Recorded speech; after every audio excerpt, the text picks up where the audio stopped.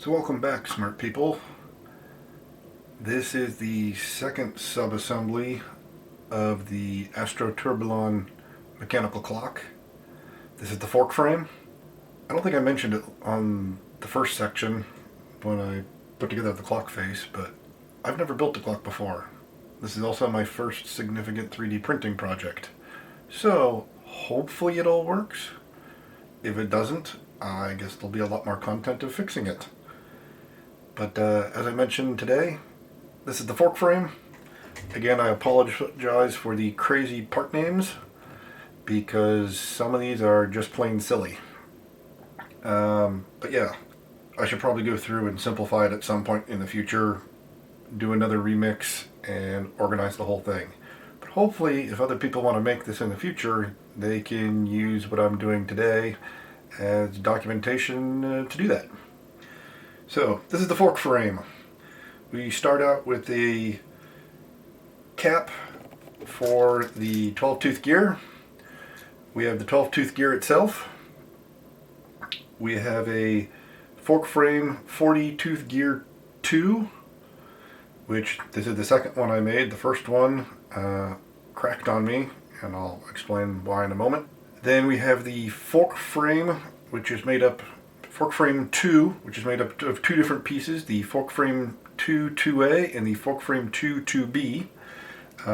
There are 3 pins on part 2A on the other side here, and there are 3 little register holes for those register pins on part 2B. And since I knew I had to glue those together, I did that ahead of time, so you didn't have to wait for that to dry. Then we have the fork frame back here and fork frame 1. Beyond that, we also have the fork frame connector -1, this piece here. In terms of mechanical hardware, we have a single 3mm diameter, 51mm long rod. This ends up going between the back and this piece of the frame. We have a 12mm long by 2mm diameter rod that our 40-tooth gear will sit upon, and this is all held together with 8 M2.5 by 8mm cap head screws. This holds the 2 frame pieces to the connector, and a pair of M2 by 10mm flathead screws to attach the frame, to attach the back to the frame, and then a single M2 by 8mm flathead screw to hold the cap onto the end of the connector, which will retain our 12-tooth gear. In terms of preparation, I mentioned I glued these 2 pieces together, but in terms of the fork frame here, these 2 holes need to be reamed out and threaded for M2 screws. The 2mm hole needs to be reamed out so that the pin fits easily. And then we have 4 M2.5 holes that need to be reamed out so that we can put the retaining screws in, which will go into the connector. Similarly, on the other piece of the frame, this is fork frame part 1, 3mm hole for the big pin, and a total of 4 screws that M2.5 screws will need to go through. Smooth. For the cap, needed to ream out a hole such that a 2mm, an M2 screw will go through that cleanly. Does not need to be threaded there. This is that part can slip easily. On the fork frame back, need to ream out the 3mm hole here for the dowel, 2mm hole for the other end of the pin, and then we need to ream out both of these for the long M2 screws. Then lastly, well not lastly, next up we have our 40-tooth gear. When I first printed this in gold, I went to ream out the center so that the 2mm shaft would spin freely in it, and this raised hub section snapped off. So I printed another one off. I happened to have gray on the printer at that point, so I just did that and reamed out the hole. And lastly, we have the fork frame connector, which has 8 M2.5 holes in it that need to be tapped each for these screws later on, and then a 2mm hole in the end of it that needs to be tapped for an M2 screw. Then all this goes, so hopefully that all works well. Let's start out. We'll take the fork frame 2 and we will put the 2mm post into that. Then this goes on here.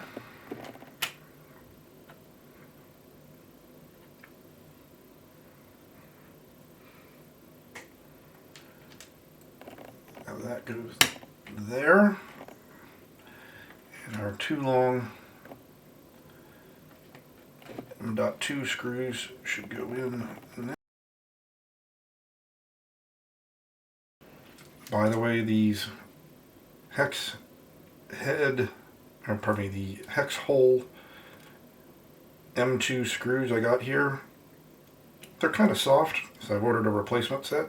I don't particularly like them because they are so soft. I've stripped several out. They also use this dinky Allen wrench that I don't appear to have a driver that fits. So I ordered a driver set to help with it.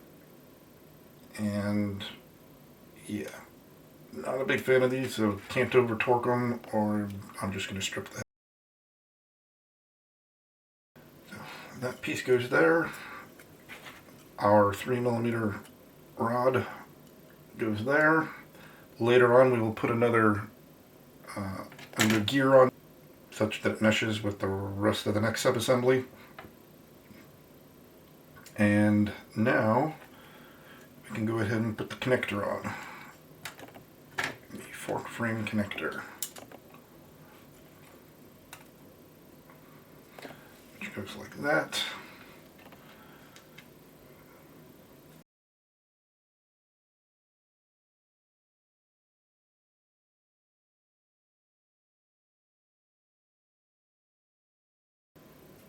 By the way, one of the things I intend to do when this is all done is I'm fascinated with the mechanics behind clocks and think that they look really cool.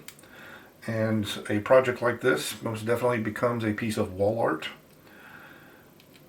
But I'm sure it's going to make a bit of a racket as the whole thing runs. Especially if you make a bunch of clocks and have, a handful of different designs on a wall in a room. It's going to make a lot of noise with all the clicking and clacking. And at that point, my thought was, well, what if the clock hands are driven by a quartz movement and you don't have to run the mechanics unless you want to show off the wall art. So, when this is all done, I will be converting this to have the addition of a quartz movement with my hands of ham and fists of butter.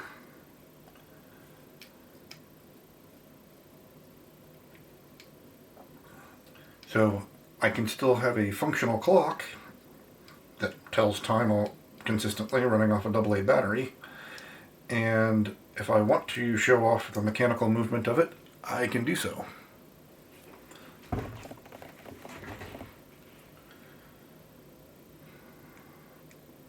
And if I'm recording more videos in here with a couple of clocks on the wall, it's not making a horrific racket in the background. So not only will this project be getting it to work mechanically, but then also taking pieces of it off and converting it to a quartz movement.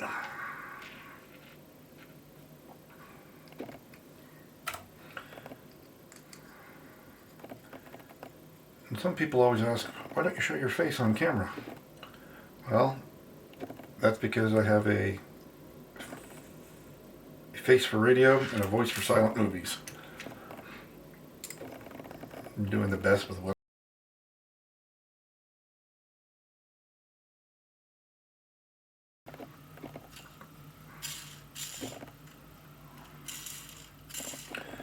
I put that gear in upside down, didn't I? Okay, it should not rub like that. Alright, time to fix that. I guess screw-ups make for good video, don't they?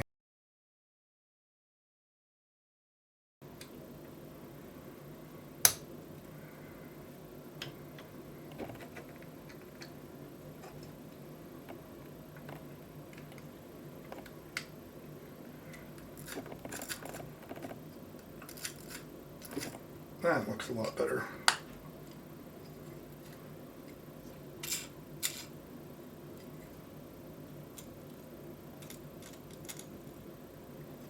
Yeah, I may need to shim that later or do something of that variety.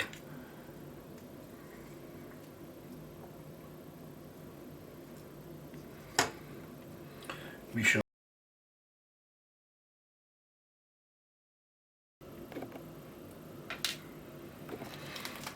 Now we take the 12-tooth gear, goes on the end here. Now we take the cap, put the dinky screw that my fingers won't hold on to through the hole. And then we put that there.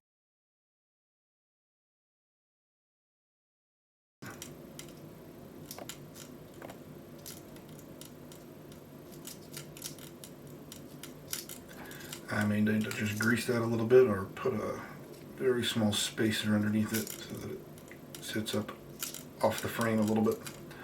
But there we are. Our fork assembly. More to come. Take care, everybody.